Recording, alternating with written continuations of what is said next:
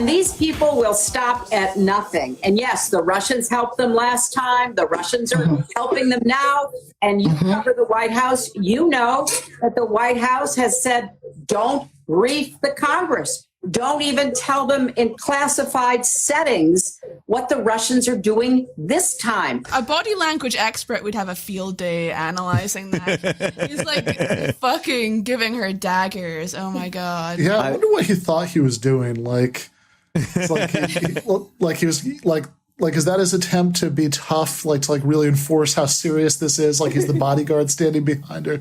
I think that's just his permanent expression since Ghislaine's been, done in, and the impending doom is only months away, and he just every day that's just his expression, and the only thing that would make it change is obviously the things he's getting in trouble for. So, real talk. It's been a year since he's had Epstein around to help him procure his young girls and everything.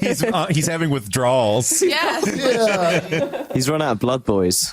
I mean, the weird thing about this, do you remember that book, Game Change, was turned into an HBO movie? Yes, I remember the one you're talking about. I feel like I'm vaguely familiar with it. Yeah, so it was this behind-the-scenes book about the 2008 election, and it was kind of very gossipy kind of political journalism. Yes, I remember this, yes. And I remember reading that book, and in there, they actually do talk about what more recently I've heard referred to as the Lolita Express, but in a way that wouldn't give you any idea of what was actually going on. Yeah. Because they talk about all the reasons why so many big Democrats wanted Obama to run for the nomination in 2008 instead of just letting Hillary have it.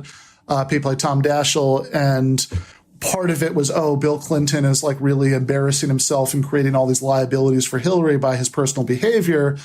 And then they talk about, there's this rich friend of his, Jeffrey Epstein, who was going around the world on his plane. And they sort of vaguely allude to some kind of sexual shenanigans, but in a way that would make you think that he's I don't know, he's hooking up with adult flight attendants or something, not what was actually going on the, Epstein Island, Little St. James. Yeah, that tended to be the vibe they had whenever they spoke about Epstein. They would act like he was this, high flying player and socialite and just a fun guy with a high sex drive and all this stuff. And and also that one time that Bill Gates and everybody flew over. Did you ever see that clip of I think it was off VH1, and they were Jeffrey Epstein with his plane taking all of these people over to Africa to check out the situation on the ground. And it's I don't know that's what they were doing, actually. That makes sense, though. I mean, Bill Clinton can't exactly play the saxophone out of this one.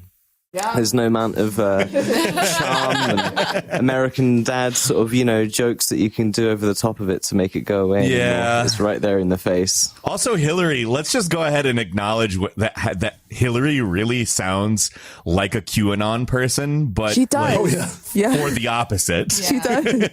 She does. Totally. I mean, there is something weird going on there, too, because I'm sure you could say if you're some I don't know, MSNBC junkie who knows every detail of all the shit that's come out, whatever's happened in the last however many years it's been with the Russia stuff. And you could say, no, but there's really something there, because what about this and what about that and the other thing? Okay, whatever. Take a step back from that. The bottom line thing is that all the Russia obsession and all the QAnon stuff, the end of the day fantasy is that someday some feds are going to come and perp walk away all your political opponents. So you don't actually have to defeat them politically. Yep. Yeah, it was like that with Hillary as well. When the right were so determined that she was going to get locked up. It's both sides tend to revert back to, we're going to lock the other side up they're all a bunch of criminals. Yes. Even some elements of the left have this kind of pathology where they sort of the revolution is this sort of messianic thing to them, where they're like, we're gonna just like claim power through sheer populist will, and then we're gonna stick all of the bad people in jail. And then there are like the kind of more liberal left are like, one day, you know, we'll own Twitter and we'll be able to ban we'll be able to ban all of the takes that we'll have like a bureau of takes where we can sort of, you know, we can evaluate every single take that comes out before. The Ministry of Bad Takes. Yeah, the Ministry of Bad Takes. You'd be the head of Yeah, that one. no, totally. I would.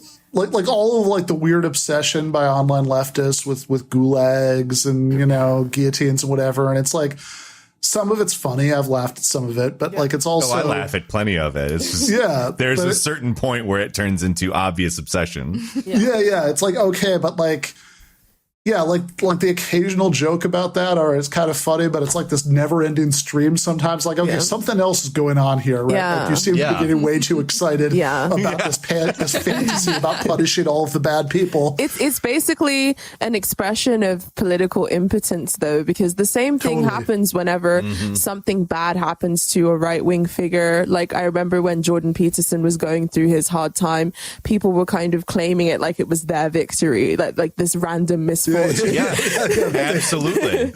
Like this It somehow caused Jordan Peterson to, you know, to get addicted to painkillers and, you know, no, totally. Like, I mean, it's the same thing we were talking about this a couple of times before, you know, when I was on, like about like when Rush Limbaugh got his cancer diagnosis, and there were people who were like treating it as if this were like some sort of victory for the left that like, this, you know, I mean, obviously is a scumbag, but it's like you do understand that like Clear Channel still owns all those radio stations, right? Like they're not gonna replace Rush Limbaugh with ContraPoints in that 12 to 3 slot, you know, on AM radio.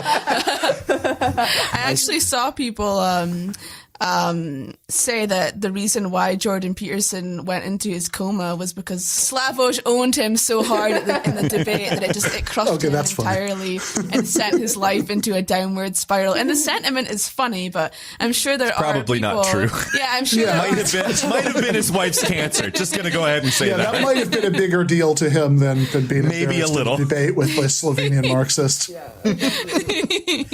I am more important to him than his wife. I definitely see the parallels with the like Russia and like the obsession with the legality around whether, you know, the law is broken, whether the election is real, whether, you know, it's being influenced, all this stuff with like the same thing is happening in the UK generally, but also just like around Brexit and stuff as well. As soon as you had the whole Cambridge Analytica and like social media scandal, and then you have the same thing in America as well. It's like all these different things just like pile up on each other. It's kind of hard to remember how many of them there are. But like, because I think they all got dragged through Congress again during the pandemic to talk about the way they're handling data or something or other. I can't even remember what it was, and that was it was a month or so ago, but. Just constant. It's happening. Which is also funny if you read Game Change, because back in 2008, all the same people who are obsessed with Russia later were like constantly going on about how amazing it was that the Obama campaign was doing all this great data analytics stuff to like micro-target ads. That was like, oh, look how smart they are. You know, that they're doing this stuff. And then suddenly, like, it's bad now. When some like Russian like firm that probably has like in their little office in, you know, Vladivostok, they've probably got like water dripping from the ceiling because they can't afford to, you know, fix it up. And they're doing these like Facebook ads where like they have really weird English grammar, you know, like maybe theoretically somebody voted differently because they saw this, and that's a huge scandal. What's amazing, like at the time, I literally like I pointed at Facebook and I was like, guys, the problem is not Russia. The problem is Facebook and the monopoly that Facebook holds and their advertising platform and the fact that they're not regulated, the fact they're just allowed to do whatever they want. And I had people attacking me over that. No, you must be a traitor to the United States. Obviously, you work for Russia. It's like, what the fuck is wrong with you? Well, speaking of attacks, if you have $5 extra, donate to us on Patreon so that we can fund our defense, our Twitter defense bots that are going to come defend us from cancellation. We're hiring Russia. We are hiring Russia to defend our social capital. So yeah, if you got the money, give it to us. We'll put it towards that. Leave 5 stars if you're listening in on iTunes. None of that 4-star bullshit. 5 stars only. And, check us out on social media. We are here with none other than Ben Burgis, our precious, Our beautiful Burgis. our fifth member, our unofficial fifth member. Yes, the unofficial 5th member. Of Low Society. I said he's the unlockable character. Yes. When you 100% the game, you get Ben Burgis. It's been crazy for you in the last couple of weeks with the announcing of your book, Canceling Comedians. And the response to it was like, mostly good. But then there were also people who were being like complete dickheads about it. Do you want to talk a little bit about that and let us know? Yeah. Spill the tea. Spill the tea. So this is kind of funny, right? So I have a book that's coming out in April called Canceling Comedians While the World Burns, a critique of the contemporary left. And the proposal for it was approved back in October. And the rough draft was finished in like March. And then the final copy edits were all signed off on in like early July. And then the cover, like the publisher sent me the cover image like a week ago. And at every single stage of this process, I did that like annoying thing that writers do where they like, post about whatever benchmark has been going on that doesn't really mean that much to anybody but them, that like, look, hey, I just got the proposal accepted. Hey, I just got the draft done, whatever. Like I do all that shit. And for the most part, didn't like, you get like a few people who'd maybe like grumble about it a little bit because, Cancel culture. I've heard enough about that. But that was kind of it until I posted the cover image.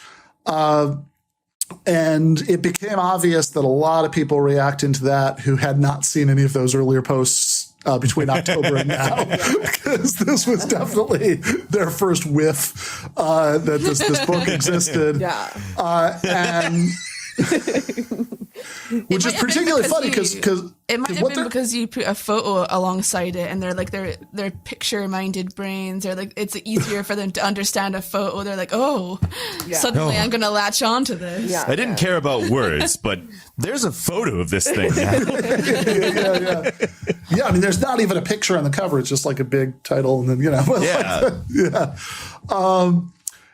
So people react, as you say, lots of positive, feedback. I think like, whatever, like 1,700 people or something just liked the image, but then like casually dropping that metric there. Just like pulling that out of my ass. Something like 1,700 exactly.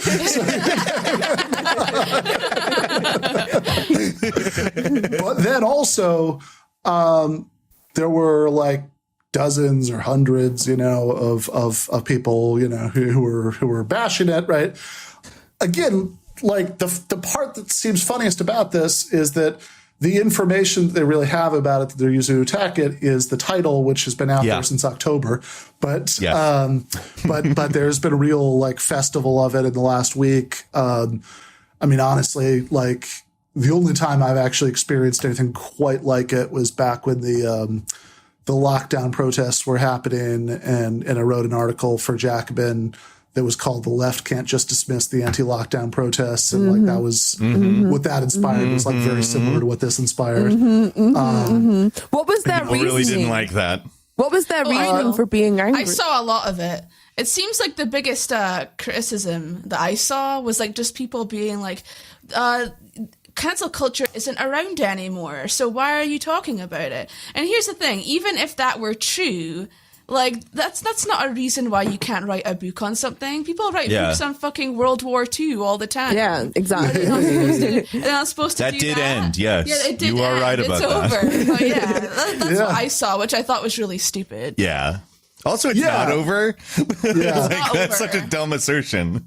The president just said it in a speech. Yeah, right. Not to mention that, like, okay, so here's something that I just saw. This just happened, I think, late last week, right, on Twitter, that at Emerson College, there was a student who was in a queer studies class, and she tweeted out, this is the initial tweet, you need to get the context, although very few people seem to have seen this, that I just found out that a white man is teaching my queer studies class. I'm going through the syllabus right now. If I don't find any black authors, I'm going to call him out first day of class. And apparently what happened is she sent him some sort of email, like protesting about the, what she saw as the insufficient diversity of the readings on the syllabus. We don't know what was in that email because she didn't share that. What she did share was the professor's response in this, this is my professor's response. And it was this screenshot. And keep in mind, like, this presentation, this is his response, suggests like, oh wow, you're in for some horrible shit here. Like, get ready for this awful response. And there were tens of thousands of people who liked this tweet. So apparently lots of people agreed that, like, this was really bad. But you actually read the email and it's the most reasonable thing ever. It's nothing. It's like the professor's response is like, and clearly he knew this was going to leak at least the administration and not all Twitter, because it was definitely written with that, I agree. I said that to somebody else as well. Yeah. And because his response was like, it didn't have any of the like fuck you energy to it that you would that would be that her response implied. Yeah. It was all like, oh, well, thanks for asking. That's a good question. So actually, we're reading this anthology, and it has several black authors in it, and we're watching this movie, which is blah blah blah. And, it was like, I do take this seriously. Now, this isn't the only priority in designing. So, it was like, it was the most like anodyne thing ever, right? And again, tens of thousands of people liking it. She said in one of the responses to the tweet, she said, oh, thanks for all the support. I have a meeting with the dean, right? To like, I guess, like, further express her complaints about this like adjunct queer studies professor she's ratting on for, I'm not even sure exactly what. Like, this is something that just happened, that like tens of thousands of people, were approving of informing on some adjunct for, I don't know, responding insufficiently apologetically to an email complaining about the syllabus. And there were people who were like good leftist people that I know, who in their comments were indicating that they thought there was really a big problem here. This is why I believe that we should bring corporal punishment back into the school system.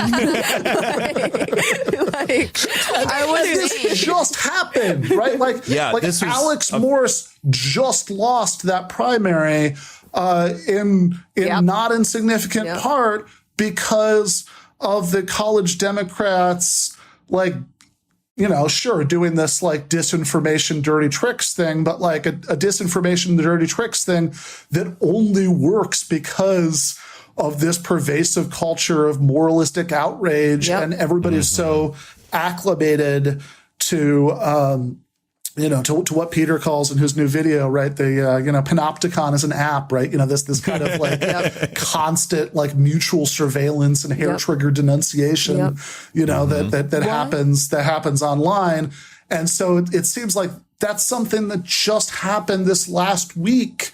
Like the election we're recording this on Saturday. The election was on Tuesday. Yeah. This wasn't World War II. This just happened. Yeah. Why do you think there's this sort of desperation and sort of clambering from the liberal left to obfuscate this specific topic? Why is there this sort of blanket denial or gaslighting in certain cases, or just this sort of wide-eyed sociopathic kind of like doubling down on a mode that clearly has pernicious effects?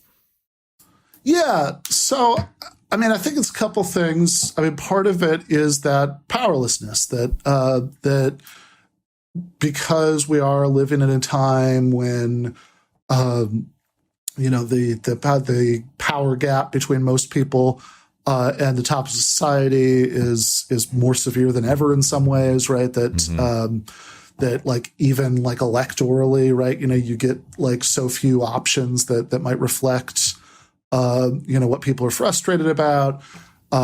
Things like unions that used to provide some kind of, counter power, have like really severely declined, especially in the United States.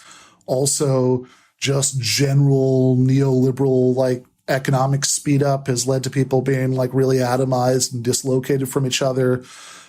So there's all this like crazy alienation going around and sense of powerlessness. So people feel the most connected online often. If you can at least get somebody fired, that at least feels like you have some kind of power over society. It's true.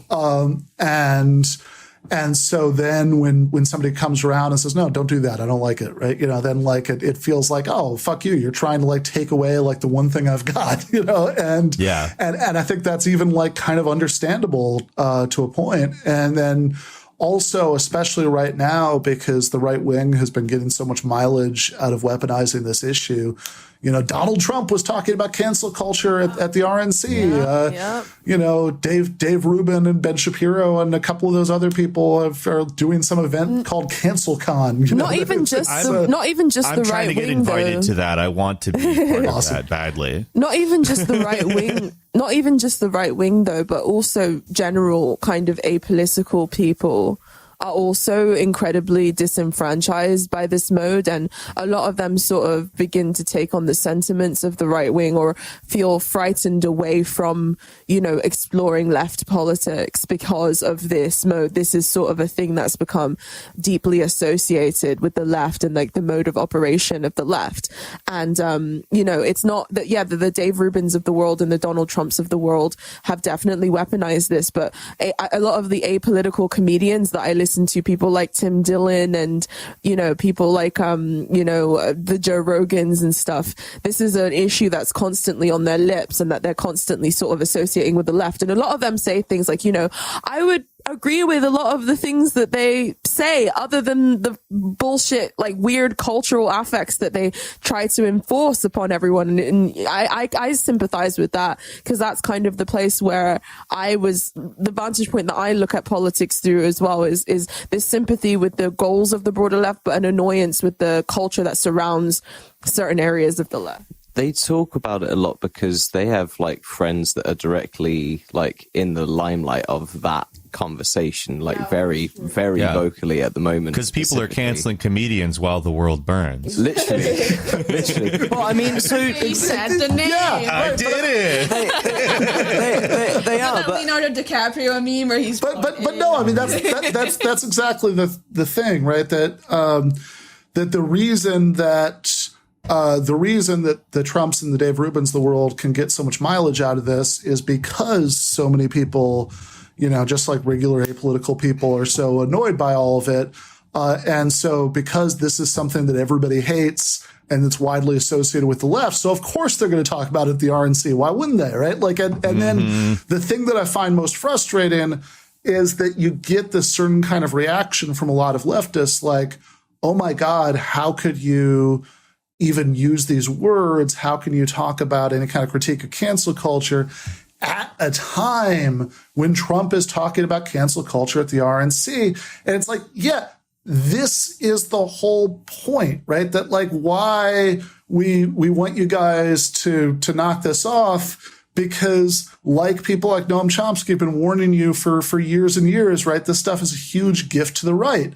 Like that they have the fact that the right wing gets off all this mileage out of it, right? By associating with the left is exactly why it's important for the left to have, a better take on it, right? And I think it is, because we don't want to cede the issue to them, right? So the point that I have an article that came out in Jacobin yesterday called So You're Still Being Publicly Shamed, which is like a 5 years later kind of retrospective on John Ronson's book, So You're Being Publicly Shamed.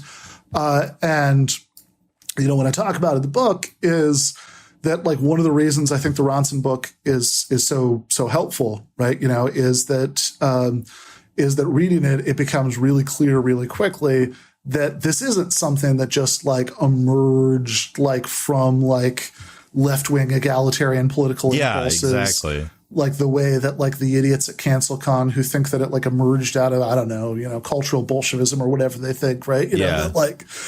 Which is the same thing as intersectionality. Yeah, exactly, right. It's Kimberly Crenshaw gave us cancel culture, right? Like that's what they think. Kimberly Crenshaw, known cultural Bolshevik. Yeah.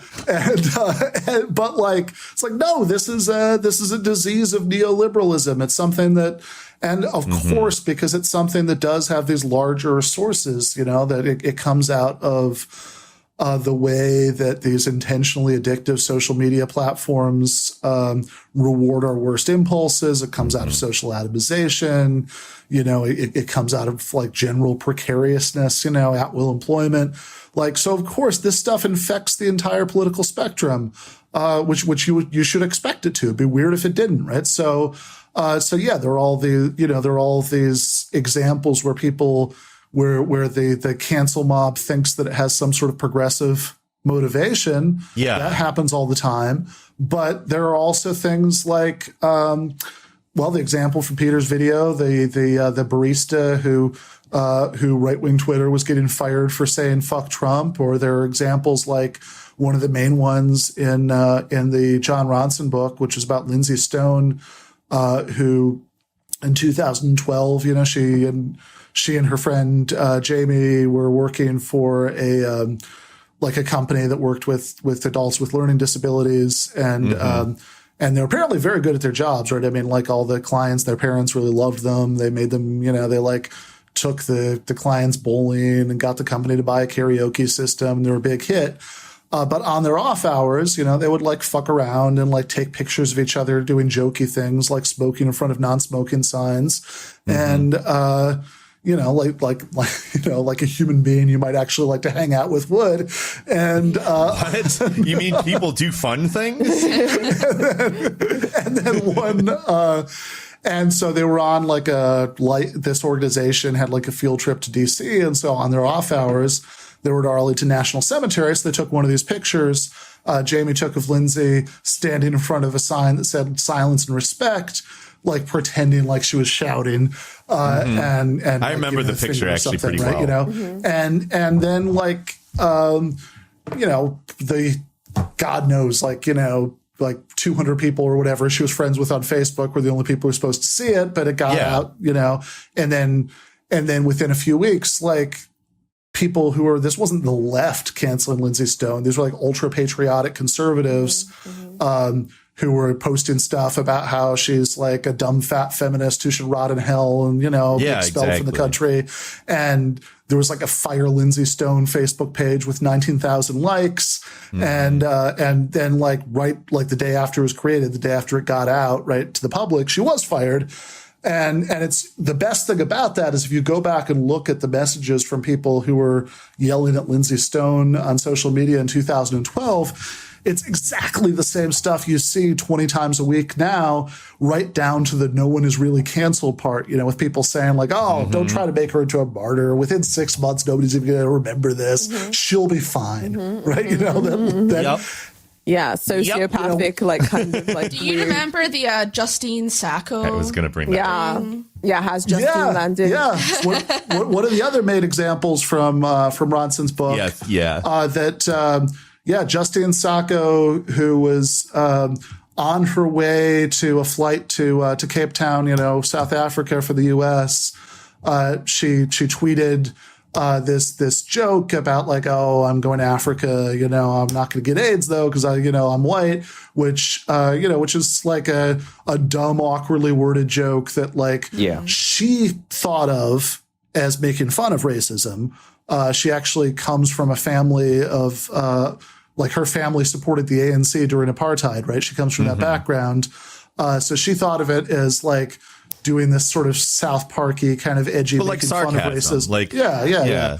Exactly. I can't get that because I'm white. If you say it in a certain tone, it's obvious that you're sarcastic. Yeah, but of course tone gets tone gets lost online. And she tweeted this out to her 170 Twitter followers, but it was so viral that like while she was still in the air, it was the #1 trending topic on Twitter.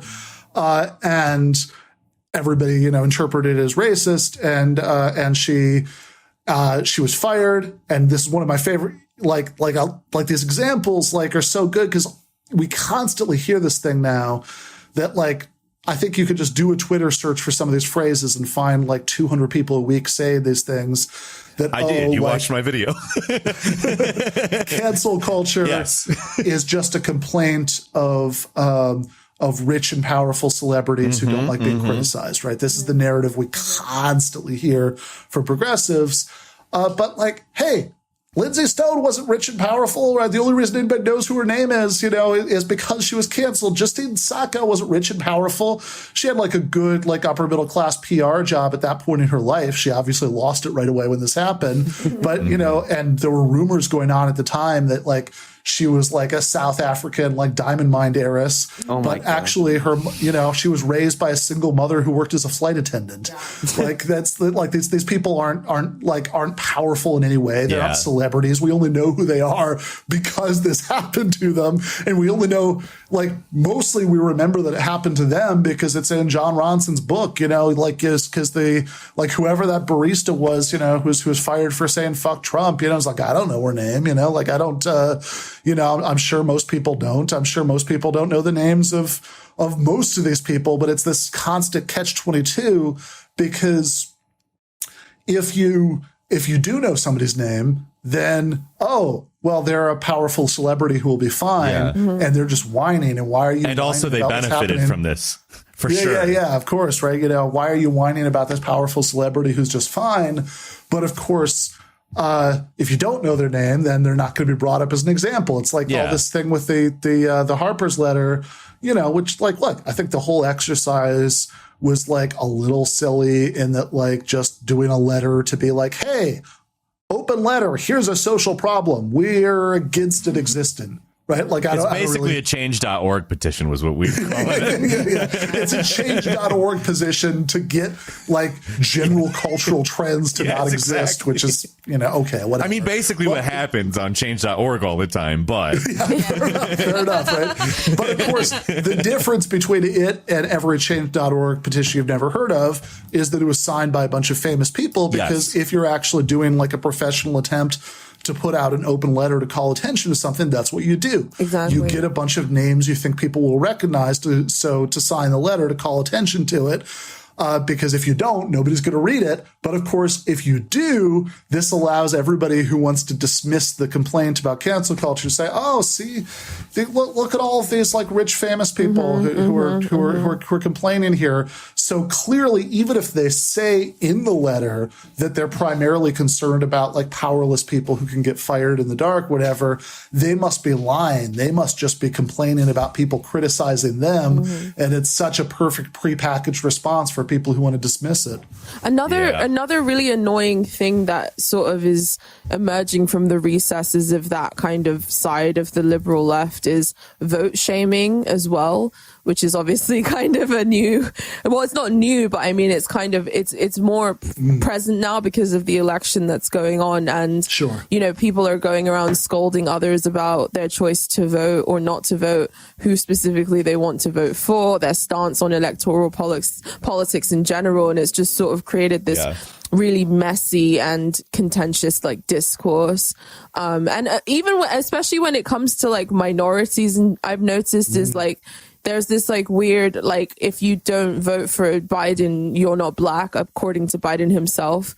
Certain pundits. You ain't black. You ain't certain black, pundits, certain pundits. Listen up, fat. Certain pundits, talking about, conservative black women who do want to vote for Trump by racializing them instead of just attacking their politics. They'll first of all racialize them and in order to dismiss them in that regard. Right.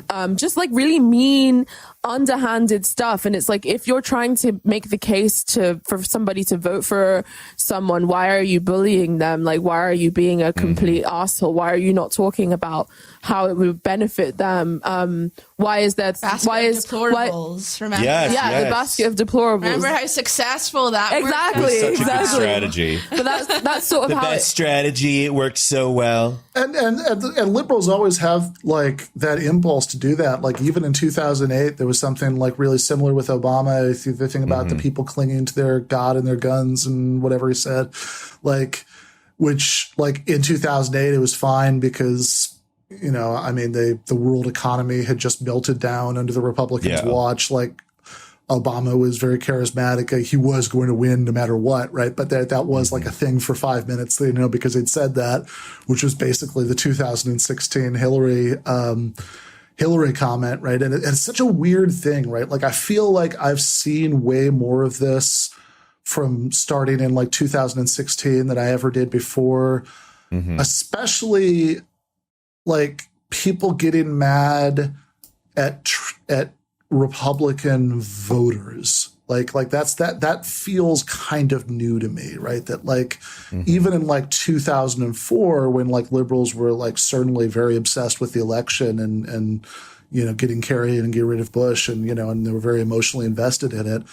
I don't really remember this quite the same kind of moralizing of Bush voters that you got with Trump voters in 2016. It's such a weird thing. It's like that you know, that Bertolt Brecht poem about the after the general strike at East Berlin in 1953 when the Stalinists had crushed it and they were putting up, you know, posters saying that everybody would have to work twice as hard now to regain the trust of the party. And there's the Bertolt Brecht poem making fun of it where he says, why it wouldn't just be simpler to dissolve the people and elect another? And it's like this, it's the same shit, you know, that like people that like, rather than being like, hey, this is really bad, that like clearly we have some vulnerabilities here that Trump was able to exploit to win on. So we have to really think hard about how we're going to appeal to people in these like swing states who might have bought into the Trump economic populist rhetoric and voted for him. Instead of doing that, right, there's just been 4 years of just relentless demonization of ordinary people for voting for him. And it's just bizarre, you know. It's like, I don't know who they think that's going to convince, you know. It's like, if you like do they think that there are people who are swing voters who are like, oh, well, you know, I would have voted for Trump again, but like the liberals told me I was a bad person, so now I won't. Yeah. Or that I'm poor and ugly, which is something else they do. Like, It's really great. Trump It's voters, so great to see that they every do that. day. Oh, I saw Trump that. voters are just rednecks with no money, and bad teeth, and you know they can't afford to get like to go to the dentist. They can't afford nice clothes. It's like, oh yeah, that really makes you. Yeah, like, what they can't afford is definitely a good thing to harp on. I saw that. I saw that. I saw some blue check mark basically post data about basically like the who's educated and who's not educated, and the percentage of educated people that voted for Trump and that don't vote for Trump, and the percentage of uneducated people who do vote for Trump. And they were like, see, smart people are attracted to the Democratic Party or something along those lines. And I was like, this is just like naked contempt for the poor. And there were literally people trying to argue that I was a Strasserist for bringing that up and for insinuating that, you know, to making. I love that word, that like that's become a thing in the last few years to accuse leftists that you disagree with of being Strasserites. That like, I mean, I don't know who it was that first like read through the Wikipedia entry about Otto Strasser. This is Angie Speaks. But that's all they did. Literally. Tops. Yeah. At most, that was the amount of research that went into this. Yes, exactly. Because like I promise you, like none of these people who they even like have like some sort of legitimate grievance with over them like adopting maybe some sort of right-wing thing, they haven't read the fucking Strassers. Shut the fuck up. No, of course not. Like, and again, it's such a bizarre, like, I mean, even apart from the fact that they're getting the history totally wrong, and the idea that history, whatever. the idea that Strasser was like combining like the like Nazism with some kind of actually socialist economic policy. Yeah. Totally wrong anyway. But like, even aside from that, right? Like, you're literally accusing people of being similar to a faction of the Nazi party. Yes. Right? Like, that's pretty serious stuff. And it's thrown around about just nothing, like any hint of anything that could be associated with like right-wing anything, right, is enough to be like, oh, you're a Strasserite.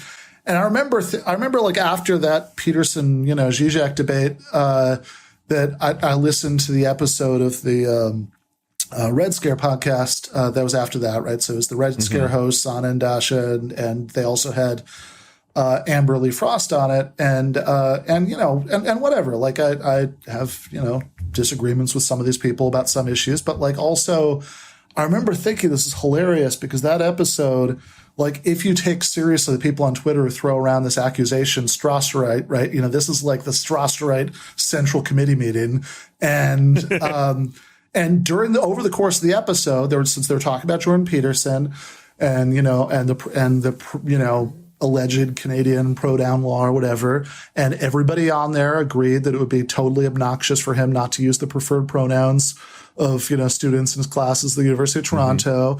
And there's also a point in the episode where the death penalty came up somehow, and all three of them talked about how like disturbing they found the death penalty. And I just think, okay, between the trans pronouns, the death penalty stuff, if these are Nazis, then they're not making Nazis the way they used to. Yeah. I like what you said about the fact that these are serious accusations, and the fact that they're bandy, and these are serious accusations that have effect on people's public standing, their careers.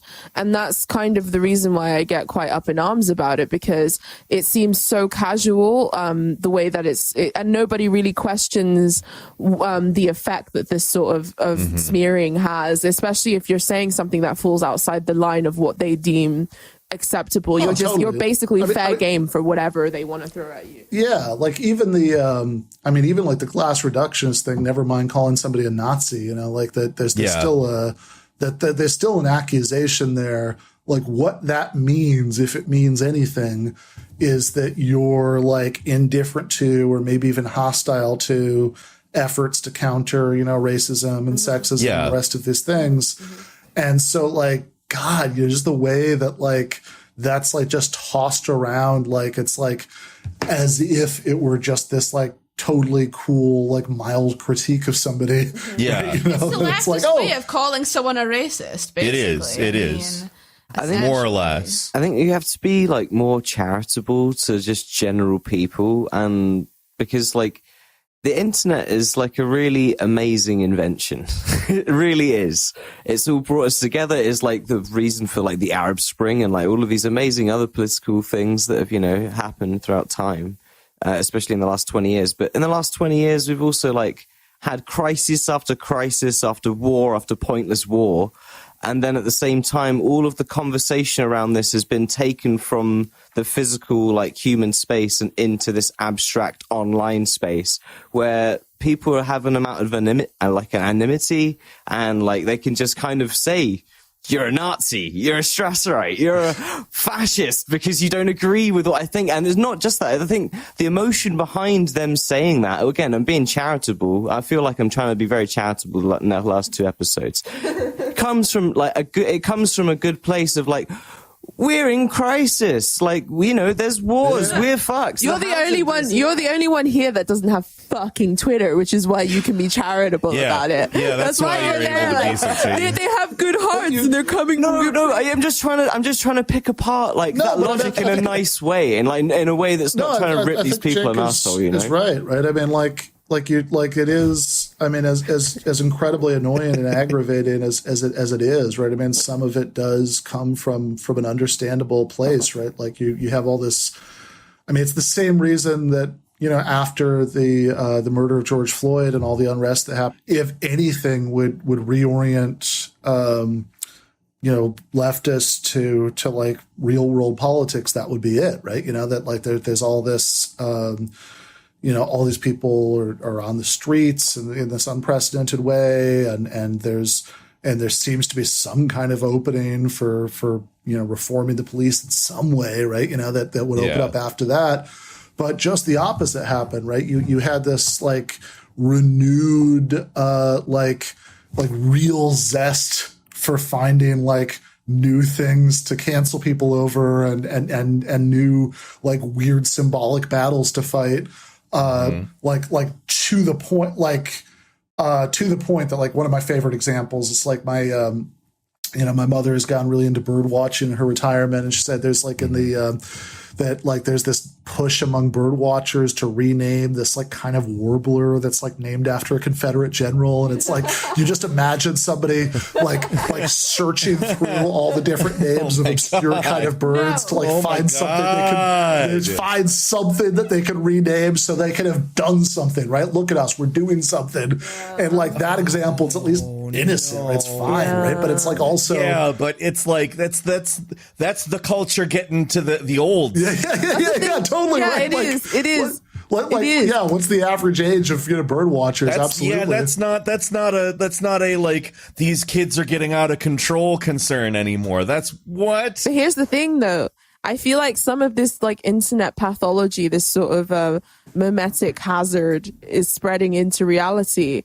Because the same kind of it was kind of the opposite with like the Sanders campaign, because that kind of reoriented people away from this mode to a sort of broader politics. Yeah. Whereas now, people are, because the hope has been taken away, people are more sort of susceptible and open to these mimetic hazards. So you see actual incidents of it bleeding out into quote unquote meat space, like when those activists were harassing those people that were just trying to eat their lunch.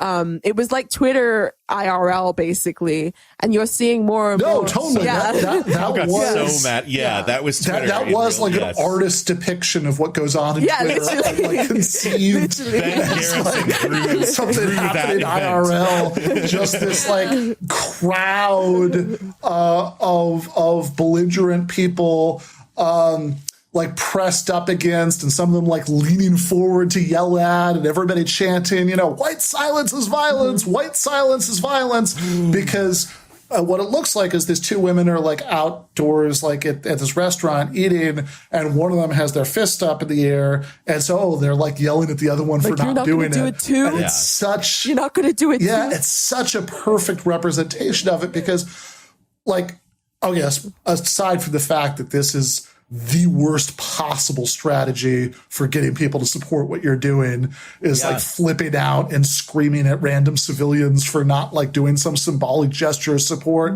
But also the thing they're trying to get is totally symbolic. It's meaningless. Why does it matter? Right? Like whether this like random like, person like eating dinner, having cocktails, whatever they're doing. It still happens like say like I'll do a stream, or there was a whole period as well when people were doing streams where people would be like in the comments like say trans rights, say trans rights, say trans rights. I remember that. Say trans rights, and it's kind of that happened. That came up with me once, right? I was doing something, and the host was like, "Oh, somebody was to see if you'll say trans rights." I was like, "Okay, trans rights. I don't know what the point of that was, but all right."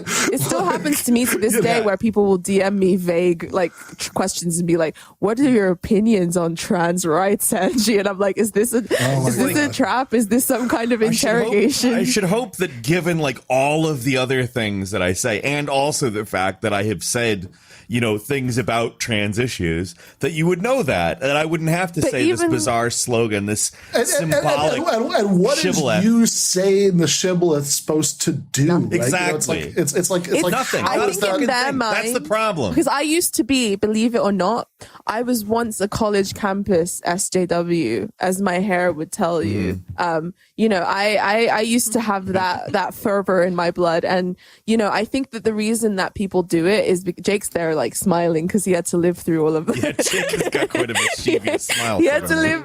I got some stories. He had to live. He had to live through all. He had to live through it all. But yeah, in my college campus SJW days, the reason that I would go around demanding that my white friends and like allies and also partner tell me their thoughts and opinions, it's this thing where I want to know that you're quote unquote safe. But it's not even, it's kind of rooted in that, but it's also a power thing too. Cause you're like, I want to feel like I have leverage over you basically. And by you basically capitulating, you're showing me that you're a quote unquote ally, or that you are somebody who's on the right side of this specific issue. History. I love the way that the word ally has been cause taken literally, right? An ally is somebody who like you can work with because your goals coincide, right? Like that's what an ally is. Like, but ally in this sense means like somebody who says all the right things at all the right times and, you know, jumps through all the right hoops. It's like, you're not describing an ally. No. You're describing the ally is in fact its own meme. It's a thing that is supposed to embody, it's supposed to be an archetype. It's supposed to be a meme. It's supposed to embody a certain type of person. But there's also with a certain sect of knowledge. But there's also an if you're actually interested in allies, you know, you wanted alliances, then, for example, you'd be thrilled when Joe Rogan endorsed Bernie Sanders because you'd be like, oh, hey, here's somebody who doesn't agree with me about everything, but he's going to ally with me, right, to achieve this thing that we both care about, right? Like, and says like, oh, he is no ally. He said this and this and this, you know, like, and you know what it is like it's just a test of like of the contents of somebody's soul, you know, like have they, you know, do they have my language, Ben? all the right things in their heart, you know, like this is why, like my favorite example, the post George Floyd stuff, Marie Sisko, right, is her name, like this theater producer in New York, whose response kind of with the same impulse as the birdwatcher thing, you know, was but like in like a much more toxic way, was to start up a Google Doc that anybody could edit of other theater producers who are, you know, who hadn't made some sort of statement about Black Lives Matter. So this is literally an open source denunciation list. So can't see how that could possibly be abused, you know, like that, like anybody might have like unrelated grudges against somebody in the theater community from like 10 years ago. That this is like a nice chance to fuck them over. There's careerist maneuvering that's attached to this sort of. It was weird, like listening to Joe mention that in his episode with Duncan Trussell, like the whole Bernie Sanders incident, because he like almost sounded like he has guilt around the whole situation. Like he was kind of like leading on, or like, you know, leading to assume that like the reason Bernie failed is because I came out and supported him, and then everyone associated him with me, and so they fucking didn't want him because they didn't think he's a good liberal like that. So they want someone that's going to fit that box. And it's just like, shit, that's kind of deep, man. I feel like I don't feel sorry for you, Joe Rogan. You just made $200 million, but at the same time, like, you know, you did just maybe swing a fucking US election, and that is pretty fucking, that's some heavy shit to have on your shoulders. There are people who really do. I wish that were real, because, I wish that were an actual, like, thing, because then Biden being endorsed by, what's his face, Richard Spencer. Tanked his chances. But I actually saw, like, you know, I've seen liberals, unironically, even before the Richard Spencer thing, tweet things like, I would support Biden even if his running mate was literally Adolf Hitler. Like, they say that, unironically. You know, I've got to say, like, you know, look, I'm somebody who thinks, I mean, scolding people about it is deeply stupid, but I think there is like a tactical case for, you know, holding your nose in a swing state for, you know, like close your eyes and think of the National Labor Relations Board appointees. Yeah. But like, if Joe Biden's running mate were Adolf Hitler, I would not vote for him. Because Joe Biden is an old man, and there's a very good chance he's not going to serve out his term in office. And if Adolf Hitler became president, like that would be alarming. For the whole a bit. For the whole kind of. Like, I'm not willing to take that risk of the Hitler. Yeah, presidency. No, I'm exactly. good. We really are. But the back- blue wave kind we've of. circled back to World War II. Yes, we've literally circled back to World so War II. we figured out you wouldn't do it with Hitler. So maybe let's like find a classic, dictator that you would accept Biden running with. Like, who was the last king of Scotland? Oh, Idi Amin. Idi Amin. Don't start. I think Idi Hideo Amin. Kojima. He's black. He seems black, maybe at least a little bit more chill than Adolf Hitler, and yeah, he is black, so he's fitting Biden's diversity quota. Like, Oh yeah, that's true. That's true. Idi Amin, Yeah, no, good. Idi Amin. If you won't vote for me and Idi Amin, you ain't Yeah, black. exactly. Exactly. But I don't know. I feel like the shibboleth thing, like there are people who genuinely do think that way. I mean, like I've spoke at length with somebody in my Discord. I was talking about kind of a broad approach to politics and not necessarily caring too much when I'm doing stuff in the real world about what people think in their personal lives, so long as we're united around a common goal. And they thought that was like monstrous, that sentiment was absolutely like abhorrent.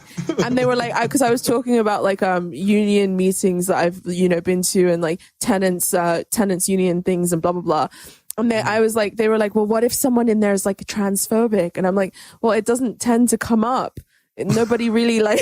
I was like, it's never. There's actually exactly one way that could come up in a tenants union meeting, which is if like there was like housing discrimination Yeah. against Of trans course. people, by landlords. Of course. And you were trying to figure out what to do about Of that, course. and that would actually matter. Of course. Right? Like, because that actually of affects course. people's lives. But then actual. But like, other than that, it's not going to come Yeah. up. And if the question is there somebody with like a bad social attitude that probably the majority of the population has, who is joining your tenants union and trying to do something about like however the landlord's trying to fuck them over? I think the appropriate answer is God, I hope so. Yeah. Right? Because like that would be terrible if everybody who had like some socially bad views was just not going to get involved in the tenants union. Exactly. Then we'd be But that's completely what they fucked say as was. tenants. what would that person do if they live in a shared, flat or whatever, and a racist moves in? That's what I wonder. Like, are they just gonna? But it makes me feel as if sometimes when we talk about these things, these people think about it in the sense of internet, and they haven't really had very much experience with like real life and how things work in real life. And I mean, in real life, I've seen incidents of people being shitty, but like, there was one time where my mate, there was this one specific guy who was being like belligerently anti-immigrant for no reason. And the thing is, we all still got the work done. But then afterwards, my mate took him round back and like beat the shit out of him. And and the next time he came to the meeting, he was fucking chill. And like, cause it was like, there's a shared goal that we're trying to accomplish, and you're making that harder by being a fucking asshole. Which is like it's such a simple thing, but it's like that is really like one of the biggest like signs of the breakdown of like any kind of like real world organization like unions, that would normally be the base of the left. Because in that context, you might take the guy out after the meeting and like beat him up, but like, the last thing you would ever do is like go to the boss and try to get him fired, because that would be like countering the entire point of what you're doing. It would actually demonstrate that your organization, which is supposedly dedicated to keeping people employed and protecting employees' rights, is in fact not trustable with that prospect. Exactly. Yeah, exactly. So like the incentive is like, oh, you'd never do that, right? Whereas like so much of what people think that like, I don't know, like I think at this point what a lot of people think leftism is just like going to the boss, going to the administration, going to the mods, whatever the equivalent is in any given situation. The appeal to authority, that's fucking it's exactly trying to say like, tattle on the bad people, and like get them to get them to get rid of them, because that's the only strategy for changing anything you could possibly imagine. Once they're out of my view, that means they're gone forever too, because they have no like strategic capacities. They don't have the ability to like network with other people who have been quote unquote canceled and come up with some form of strategy or anything like that. Or a convention. Yeah. Well, that's the thing, because it's like when people are defending like cancel culture and saying it's not a big deal, they'll say things like, oh, everybody's totally fine, right? Like nobody has any complaints. This is just criticizing, right? Which like, of course, the crazy thing is if you really believed that, then why are you masturbating to talk about like accountability and consequences the rest of the time? Because exactly, if it was just criticizing someone isn't accountability. Criticizing is the consequence.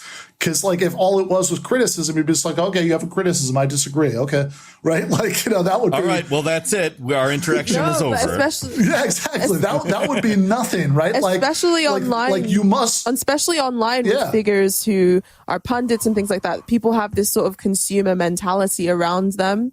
So it's not just like, okay, you criticized me, whatever, I disagree with your criticism. Now, can we leave it? It's like, you owe me accountability because I've invested in you parasocially, financially, or whatever. And if you don't capitulate in the way that I want you to, then I'm going to make your life a misery. And, Yeah, but that's the thing. So it's like, like it wouldn't be the only way that quote unquote criticism counts as a form of accountability is if you don't really mean criticism, you mean like mob denunciation that's meant to like have a big psychological impact on, the person, because like most human beings aren't, we're not wired to just have like thousands of strangers like spew shit at us and just be totally fine with it, let it roll off us. That's why we care about like sexist harassment online, because like nobody in that context would or should tell anybody, oh, it's just the internet, don't worry about it, right? Because psychologically it matters. But like, so when they're defending it, when they're saying, oh, it's not a big deal, this is just like rich people whining about criticism, then it's just criticism and everybody will be fine.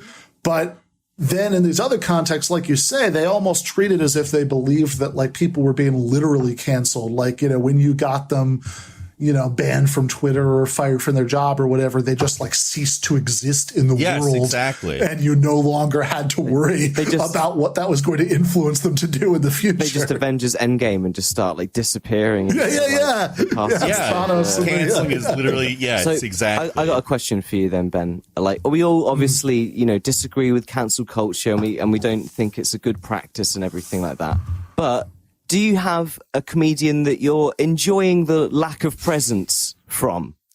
From the phenomenon. For me, it's definitely I'm enjoying the lack of presence of Chris D'Elia. I'm enjoying because you look like not seeing him on my YouTube, not seeing his podcast. It's good to see. It's good not to see him. That's what I'm trying to say. No, I mean I hear that, right? But what?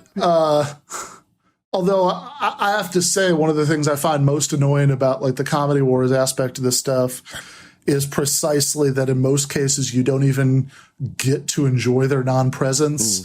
It's just that it's just that they never shut up about this. Right? So yes. What you get is this terrible dynamic where on the one hand they're the comedians who are like catering to this nonsense. And so they've invented this bizarre form of non-comedy that's like, what's that phrase? Like clapter. Right? It's not meant to inspire laughter. It's inspired to, it's meant to inspire that like, it's Nanette for conservatives. Exactly. Like it's Nanette for conservatives. Exactly. Yeah. So on the one hand, people who, so they're both, right? There's like Nanette for liberals, right? Which is the like, it's just like the weird like anti-comedy thing. And then, which is Nanette. It's just Nanette. It's just Nanette. And so like the people who like are like catering to the people who would like get angry and like moralistically denounce like anybody who did actual comedy. And that's incredibly annoying. But then on the other end, what it inspires is all of this like incredibly hacky anti-PC comedy on the other end, right? Because it's such a it becomes like, one, they see it all the time, right? Because like they're constantly thinking about who's going to get yelled at for a joke or whatever. And so like it's on their minds. And two, it's the most obvious, easy, go-to lazy humor thing ever now, right? Because like, this is just kind of catnip to them. It's like the same way that like for a long time, like every single comedian was doing some like third drawer George Carlin thing attacking religion, because it was just like such an easy like riff for David them. Cross hasn't stopped doing that. Yeah. David Cross is like, because he's living in an eternal 2004, right? So he's like still doing the atheist stuff on his, but like it used to be that was like every comedian, and like some of it was good and funny, like David Cross was funny sometimes, dude, right? I But love it's like, David Cross. Like that's not a diss on David Cross. brilliant. I like adore. He's like one of my. it's just that he still does. lane. Yeah. That is his lane. Yeah, no, right, totally. But then to bring it back to the subject of counseling, Jake and I are like a weird, like we listen to the Game of Thrones audiobook like when we're like about to sleep. It's like our ASMR, and we've got to the chapter where Cersei is being marched through King's Landing for her sins, basically. And I thought about it through the lens of cancel culture. And it really like struck me in this really profound way, because obviously Cersei's not a good person. She's done a lot of terrible things. She's a murderous, conniving, brother fucking. Yeah. She's committed every sin in the book. But because the chapters are written from POV, we're seeing it from her actual visceral perspective of being brought low, and also the cruelty of the small folk, because she's a queen and she's seen as this basically goddess, and for her to be brought low like that in front of basically the unwashed masses gave them this sort of sick pleasure. And you sort of see the enjoyment that the denizens of King's Landing are getting out of seeing her brought low, people making obviously sexist comments towards her, rape comments towards her, people are throwing feces at her, just shaming. It was like the most profound sort of shaming. And they shaved her head too. Yeah, they shaved everything in the books, like everything. They basically shorn her. She was shorn like a sheep, basically, which is how it was described. And it made me really. It was this weird conflict that was within me, because she's obviously not a good person, but it's like, is this really justice? Is what this order are doing, is this really justice? Is it really justice for this horrible thing to be happening? And it makes you really. That's actually something they got from that's like a historical thing that George R. R. Martin used, right? Because I think after like the end of Vichy, like French women, especially who are accused of collaborating with Nazis, or I think in some cases just accused of sleeping with Nazis, had their heads shaved, for like kind of in the same way. But yeah, no, totally. I mean, like it's this, like that's like the weirdest thing about the way that people talk about this, as if like this was this completely disinterested thing that people were doing because they just care so much about accountability. It's like I mean, you wouldn't be doing this if you didn't enjoy it. Libidinal for sure. It's definitely libidinal. Yes, it's hugely libidinal. Even the imagery because she's being marched naked through King's Landing. And like even the things that people are saying to her it's almost erotic for them. They're getting off on it in a way. And like I feel like there's that sort of same, even though it's a cry of powerlessness, it's an almost like erotic release and catharsis from seeing the spectacle, quote unquote, of somebody who is responsible for something being brought low in this like really undignified manner. Whereas, now that we've sort of evolved historically, usually we deal with the perpetrators of injustice behind closed doors, at least in countries that have gotten to that point in terms of their justice system. We don't have public displays anymore. Mm-hmm. And I wonder when that ended historically and why it ended, because before, public executions were the norm. And the stalks. Yeah, the stalks. Like there was always an element of public shaming to punishment. And we ended that specifically because of what it brought out in people, the ugliness and the inhumanity of it. but it seems to be sort of coming back. And, you know, I feel like there definitely needs to be some more analysis on this phenomenon, not just in terms of its political links to neoliberal logic, but also the psychological kind of weight behind it as well. So I don't think people should stop talking about this issue as much as people are like, oh, stop talking about it. I think there's plenty more to talk about for sure. I want to read, is it John Ronson or Ron Johnson? I always get it mixed up. It's John Ronson. I always want to say Ron Johnson because it's a weird spelling. It's Jon. Yeah, that's it. And so like it really seems like it should be Ron Johnson, but it's John Ronson. So like, I really want to read John Ronson's book because I mean that was 5 years ago already, wasn't it? That he was kind of talking about this, and you know, like he's always just seems to be that guy that's like on the edge of stuff before everyone else really knows about it and stuff. Like he was the guy that went with Alex Jones to Bohemian Grove and like all sorts of stuff. He's a proper he's a really like weird. He's some English guy. Like I don't know how the fuck he ended up there. Like he's been on Rogan a couple of times talking about it as well. He's a genuinely very interesting dude. I'd be very interested if he's got another book coming out soon to know what we will have to deal with in another 5 years. It's interesting, and I kind of wanted to quickly briefly revisit the lesser evil voting topic as well, which is something that you've talked about. I wanted to like kind of ask you to sort of talk about your take on this subject and what you feel is the best recourse in the coming months. Yeah, look, so I guess I'd separate out two things. One is like,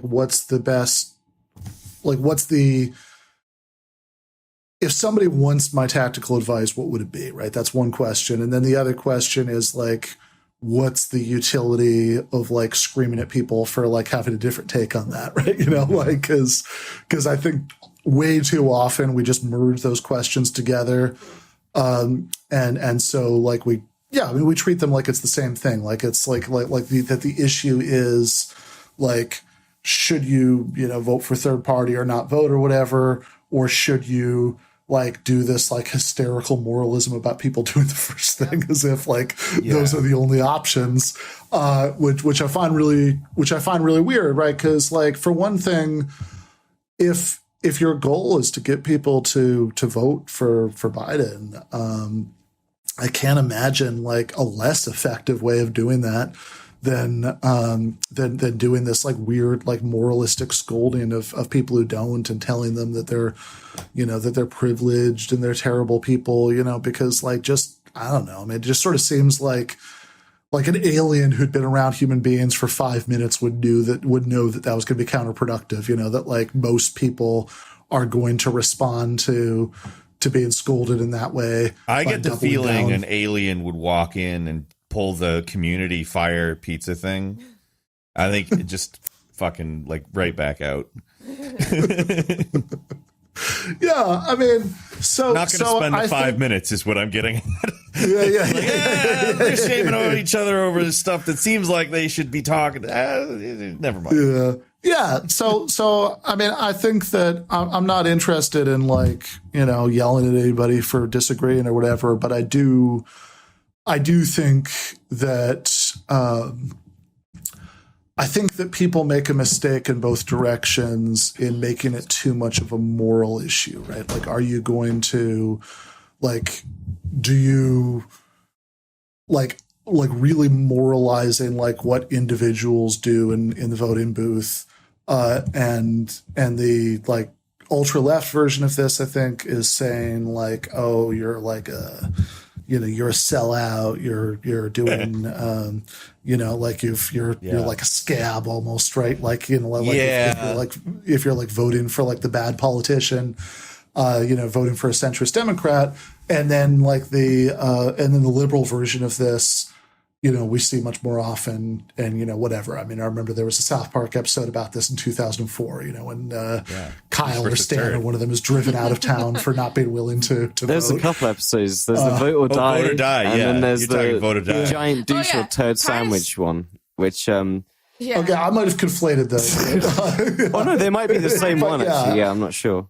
I think those were the same episode. Yeah, they're the same. and I think that it's a mistake.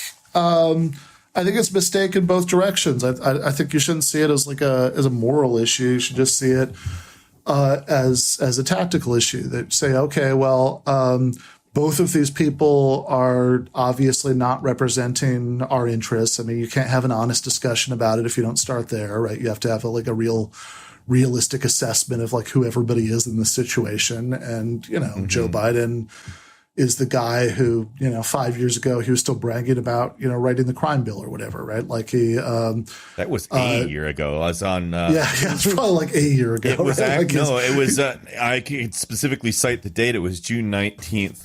2019, the last time that he specifically bragged about that. Stop shaming him. It's because he's afraid of corn pop. That's why he made the bill. We're corn pop shaming Joe Biden.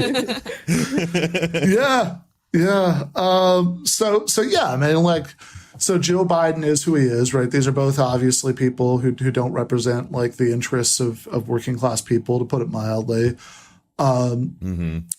So I think that the question isn't like, do you like one of them? It's not like, do you think that like one of them is like the person that you're going to empower so they're going to do what you want, because they're obviously not going to do what you want, right? Like that's not happening. Yeah. Like I think the real question should be, okay, like treat it like it's some like horror movie where like it's like the basement in Cabin in the Woods, where you get to like pick like, which is the thing that's going to like come out and try to kill you, right? Is it going to be like the redneck zombies? Is it going to be like was it like one of those like a mermaid or something? That is exactly it. We're back at like 2004 douchebag turd sandwich level relevance of politicians. Then George Carlin is still relevant, and this is all just a fucking shit show. And just enjoy, put your ticket wherever you think it's going to land, and just enjoy the show. So Carlin isn't wrong, right? Like it is a big club, and you're not in it. That's absolutely true. But I guess if you go with the like Cabin in the Woods kind of metaphor, like, whatever, like, go to Saw and like they're like Jigsaw is giving you some horrible choice, between like, do you want to like fight your way through this thing or that thing, right?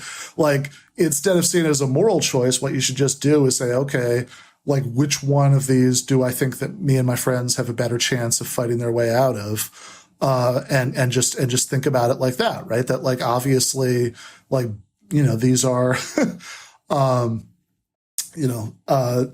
not the best thinking choices. about like the movie Waking Life, where ironically enough, there's somebody Jake just mentioned, right? Alex Jones does a cameo in that movie, where he does. He's driving down the street like yelling into a bullhorn. And he says, which is a very Alex Jones role. He says that these are two competing like management teams, vying for control of the corporate slave state or something like that. And it's like, all right, well, credit where credit's due. He's not wrong, exactly. Right? But they have. All right, you don't have a choice of somebody becoming president right now who's not your enemy, right? They're like one of these enemies is going to become president. So I think the way you should actually think about it is, which enemy do I want to spend the next 4 years fighting about which things?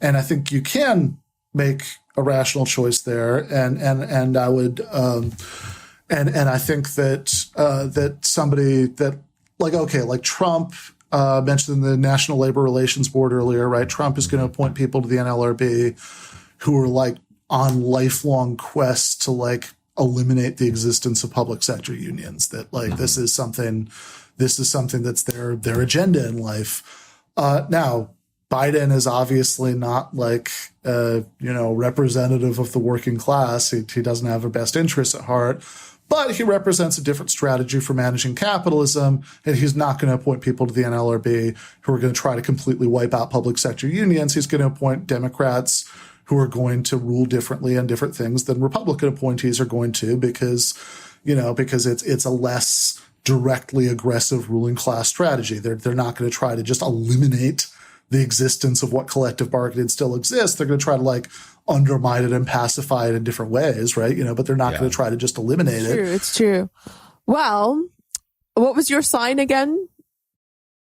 Aries. I was born in Okay, April so 7th. that was a very Aries take of you, Ben, and I disapprove, and you're cancelled. You're perma-cancelled from the podcast. I'm joking. For being a Biden shill. I'm kidding. I'm kidding. Yeah, no, that's right. That's what I was trying to express. Yeah. That I love Joe Biden. That I thought that Corn Pop was very unfair to him, and like, Call him Papa Biden. That's what I say. I call him Papa Biden. yeah, I'm really happy that he won the primary. I was like really trying to make that happen, like because if there's one thing that excites me, it's having this like. It's like this senile centrist who's like spent his lifetime doing the biddings of credit card companies and quite possibly raping people. That's who I would ideally like to be president. What I love is that they're at least like the Democratic Party, at least like semi-aware of some of the criticisms of him, which is why every single video of him is of him running to show that he's active and he's gonna take the problems head on and Joe's gonna go and get him. And you're just like you can obviously you're aware that we know that you know that we know that he's fucking old. So also you know that we know that he's a piece of shit and that he just doesn't have any policies. So like why do you just like you can see that we see through the bullshit. Yeah, but he can so why run. Don't he can run. He can run up and down a ramp. He can run. Yeah. And he, well, you know, it's funny because he could run, but you know what his dad could do? He could drive a car. yeah, that was the latest one. Yes, I've seen That was that the one latest too. one of him speeding off and nearly basically hitting a car, which I think he actually did, and then they edited it, and then he goes, "Oh, that one got away from me, nearly hit that car there," and he was like, "You just literally played into the fucking thing. I'm trying to do an ad. So like, senile can't drive, and you're just rolling away in a proper boomer like Chevy, like 60s thing. I remember when my pap drove this car, zoom, straight into Man, the he car, could drive a car. parked straight in front of you. Like, oh my god. The other day, he was like, he was saying regarding what Trump said about, troops being, he was making fun of, Trump was making fun of McCain, basically calling him a loser, and Biden in some kind of speech was like, when he was talking about it, this is the closest I might come to losing my temper this campaign. It's like, you don't remember all the other Come on, times man.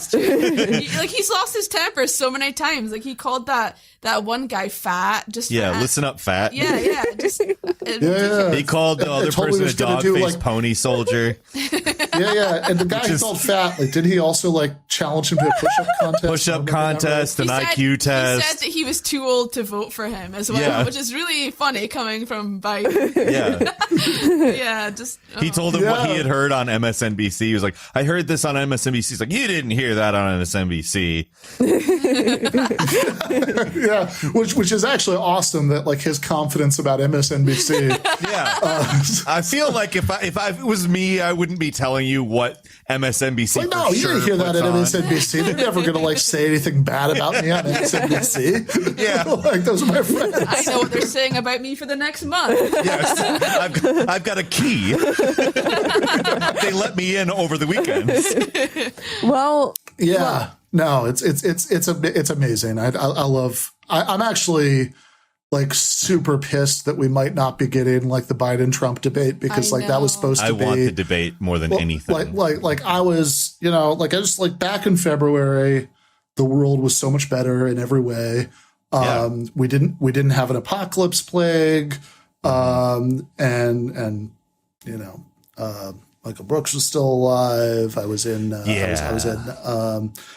I was in Nevada. I'd like flown to Vegas to canvass for Bernie, and like I spent the day like talking to cab drivers in the Vegas Strip, and then like I went back, that night at with my hosts, and I was like eating like really good Vietnamese food and very high from like legal Nevada weed, and then the next day he fucking won. Right, life was so good. Right, that Bernie had just like won Iowa, New Hampshire, He just fucking Nevada, destroyed in Nevada. all in a row, and I miss him because I would have loved to see the Bernie Trump debate. That's the debate I would have wanted to see because I remember. the Bernie Trump debate would have been. Yeah, great, I remember when he was But, debating Joe Biden and he was like, "Look at the Google machine. he said that thing. It's on the Google machine. Go to the YouTube. Yeah, go to the YouTube. But like, because everything has gone to hell since February, the consolation prize was that we were at least supposed to get a Biden-Trump debate, which would be hilarious. Yeah. And now it looks like we might not even I get think it. it should happen even if it's not in person. It would be like the American election is trauma for the Video whole world chat. that we have to go through every Yeah. 5 Zoom years it. with Do the it fucking like a media streamer cycle. debate. Two boomers on Yeah. Zoom trying to Have argue Vosh like host it. their like benign political points to each other with delay. Oh my God, give it to me. Give it to me now. Yes, That's what we need. I'll pay for that. That's like some like YouTube thing where some leftist is like debating Stefan Molyneux and then like Zoom stops working and everybody has to just like sit around awkwardly for 2 minutes. They get bits as the right points for the right people are said. If they did that pay-per-view the same night as the Tyson fight, that shit would have competition. Like it would pool money. I'm just saying. A promoter's got to get that together, you know. What's his name from UFC? Get in touch with Biden. Get it sorted out. Why is it not happening again? Why is the... Well, I mean, it might be happening, but like, I'm just like a little. Pelosi advised him not to do it, which fucking like. Yeah, Pelosi, like, this is insane. Like, Pelosi basically said that like Biden like shouldn't use the word, but like she basically was like, oh, you don't want to like platform Trump. Oh by debating him. God! Oh my Which is God! the cringiest possible reason not to do that. I want to see it. 'Cause, like, I want to. You can definitely deplatform the president Yeah. of the Oh United my States. God! That's something you can do. Crazy. That's the fucking problem, isn't it? It's crazy. That's the, like, it's I want to see it because I want to see how Trump would totally wipe the floor with Biden. Trump would like insult him. Trump would say that his dick doesn't work anymore. Trump would go so below the belt. He would go so below the belt, and it would just be Well, which is why the in-person debate would have been amazing, because I think there's like a real chance it would have ended in a fist fight. yes, Absolutely. I agree. I totally agree. Yes. I would love for it to end the way it ended on that friggin' HBO interview with him just pulling out graphs, being like, no, listen, your point doesn't make sense because my information is correct. Look. No. You see, it says we've got a picture. See? Oh, that interview was a gold Literally, the mine. extent of his argument there was amazing. That was so funny. And if we don't get it, then they really need to do the long-standing Chapo suggestion and do the Sons debate between Hunter Biden and Jr. I'd be Yes. okay with that Oh too. my God! Absolutely. That would be hilarious. Well, Ben, thank you so much for being our fifth official member of Low Society Pod. We always Call him have Ben Martin. Ben Martin. we always have a really good time when you come on, and we really appreciate your input. Other than your like weird Biden shilling, we're definitely gonna censor you and edit We're gonna edit post all of that that on out. We're gonna forum somewhere. we're gonna put it in the dustbin of history where it belongs. But thank you so much for coming on. Please, everybody in the audience, stay tuned for Ben's book when it comes out. I'll go and buy it. Ben, is there anything you want to plug before we round out for the evening? Yeah, just the podcast. So Give Them an Argument, which if you're a fanatical It's a fine completist and you podcast. need to listen to things from the beginning, this is a good time because there have only been 4 episodes so far, and the fifth one, next one by the time people hear this, should be good. It's going to be Thomas Frank talking about his book, The People Know, and Freddie DeBoer talking about his The Call to Smart, and then somebody who I've known for a long time who does this great thing where he like curates like the funniest calls to the Iowa City Police Department when like people are trying to report each other for like smelling like weed and stuff. You know, is gonna come on to talk about that. So yeah, that should be really good. Check it out. Awesome. Thank you guys for listening. Be sure to check out Ben's podcast and all the other things he mentioned. Also, give us $5 if you have it. You get fucking access to the bonus episodes where we're even more chaotic than we are on the main episodes. We also have a subreddit, and people try to cancel us on there all the time. So go defend us. Go be a good ally to Low Society. Don't you want to protect Black women and We need a flag. Yeah, we need a flag. We absolutely need a low society flag. Come get in our Discord so you can hear me talk about the metal bands that I like and the reasons I like them and my Crusader Kings campaigns and how they're going. Because they're We're just telling Ben to do all these things. Yeah, Ben can do all these things. Ben, get in our Discord. Ben, join our Ben can do all subreddit. these things if he wants. I would play Crusader Kings with you if you want, Ben. Like, I'd be well up for that. It's a great game. Ben, defend us on our subreddit. Yeah, Ben, please defend us on our subreddit.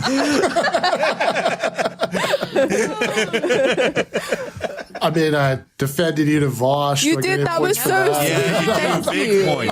I'm not going to go on the Thank subreddit, you. but I thank you for actually doing that. Why? That made me happy because I felt like we were babes in the woods against the Twitch streaming like crazy people or whatever, and then you went on and defended us and said that we weren't like crazy class reductionists. So I really appreciate that. Thank you very much, Ben. And also, thank you, audience, for being there and listening, and also giving us money on Patreon. We love you guys. Goodbye. Bye. Peace. Goodbye. Awesome. Thank you so much. That was all.